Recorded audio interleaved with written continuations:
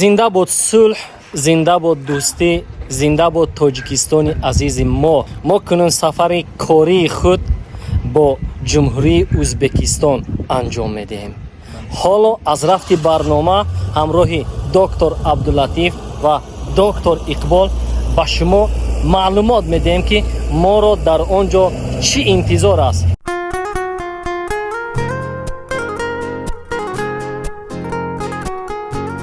خرسند و خوشنود از آن میگردیم که ما را در سرحد تاجیکستان و ازبکستان برادرم فوزیل و پدر اون نفر پیشواز گرفتند. ما خرسند هستیم. اکای فوزیل حضور احمد، این کس دکتر اقبال جمعیف. دکتر با تشبس همین نفر ما اینجا قدم گذاشتیم. برنامه ما رو خواهش میسازم پیگیر باشید. لایک با شتا، کامنتاری با کلا، پادلیتیا با چلیک. السلام علیکم آقا جان. خربزه سرداریو بود است فرخ جان. خربزه کجا؟ سرداریو. ما نیز در خوجان سرداریو داریم. اجازت باشد اگر تم این رو ما چشیم. بمالون. خوب است که زبانی تاجیکی صدا میدهد در گوجه نباشد. الان کلانگره این برای خوردن اوخی. خیرش بود دیگه اوخی.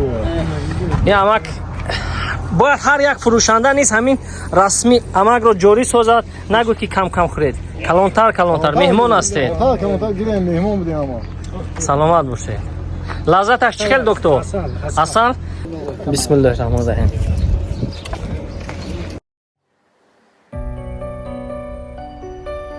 این همین برادر عزیزمو زنده باشد. خربوزه آورد به خاطر که تاجیک هستین، تاجیکو با بپول زنده باشد. همیشه دوستی فخر باید سازیم.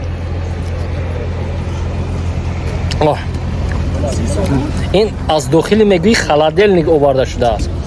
به نهایت با مزه، به نهایت شیرین و خوردنی. یک چیز دیگر در من عجایب توفت. اینجا آمدیم تندور کباب. از ما همراه همه برادرها یک در اومده تندور کباب و یک اینترسوات میکنیم. در شما معلومات میدیم. بعد سفر میکنیم. این تنها سفر در سرحد است. اینجا اومدیم در نزد پزنده همین تندور کباب. نام شما چی هست؟ مظفر نام دارید. خب اینا کیلوگرم میفروشه؟ یک کیلوگرمش چند سومون است؟ در کل شما نایبان میگه در پولی ما 200,000 سومون. 200,000 سومون. این کسی که میفهمد 200,000 ازبکی با تاجیکی چند میشه حتما در کامنتار نویسد، ما نیز جواب میدیم. خب مزهش چقدر است؟ میخورید میفهمید. مزهش رو میخورید بعد میفهمید. زنچه چشیدن لازم.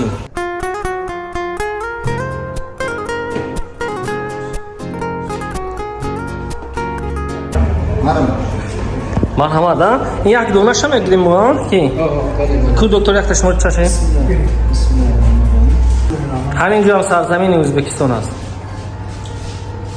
چخیل دکتر؟ واقعی فرخ جان که یک دهن سال لازم. باور میکنیم ما شما کنه. بسم الله الرحمن الرحیم. ریسک از روی عمل نیست، زیروزی ازل است. خداوند چیزی را داده در نصیبت باشد. بسم الله الرحمن الرحیم. اینا خوردن تنها نه، همراه بردن در کن.